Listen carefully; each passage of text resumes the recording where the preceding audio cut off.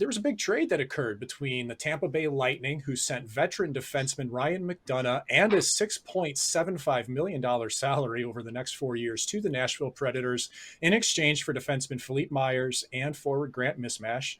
And what's interesting here is that there had been talk about buyouts, of a buyout on Myers' contract, which would have essentially given Tampa credit. But Julian Breezeball, the GM of Tampa, said, no, we like the player. We're going to keep him around. He's got a 2.55 million cap hit for 1 more year. So, effectively the Lightning moved around and saved about $4 million in cap space. So, Chris, do you think that there's any way now on a team like Tampa that's still pretty tight up against the cap that this opens the door for a return of Andre Palat or Jan Ruta back into the mix? We saw him grab Nick Paul on a team-friendly deal, 7 years at a little over 3 per.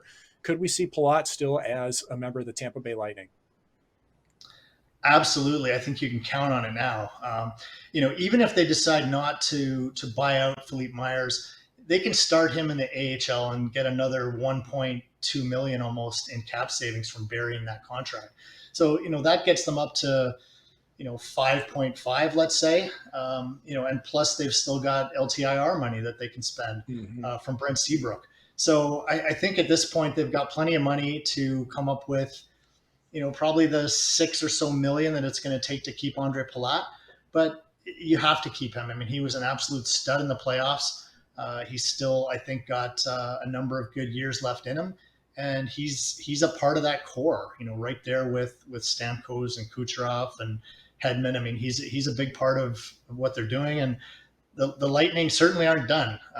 They'll be back, and just I want to touch on that because my tweet showed up there, but the problem I had with the McDonagh deal wasn't, I mean, he's a fine player for Nashville to acquire, but 4 years at 6.75 at 33 years old, like that is not going to be sustainable. And so Nashville had to get something back for taking on those later years of the contract. And instead of getting something back, they actually give up a player that Tampa can use for additional cap savings, or they can put him in the minors and hope that they can redevelop him in that Syracuse pipeline.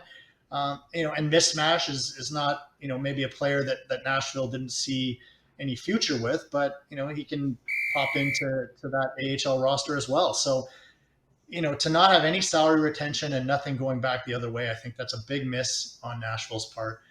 Yes, they get a good player, but they're going to pay for that in the long run. And I just think they needed to get something back for that.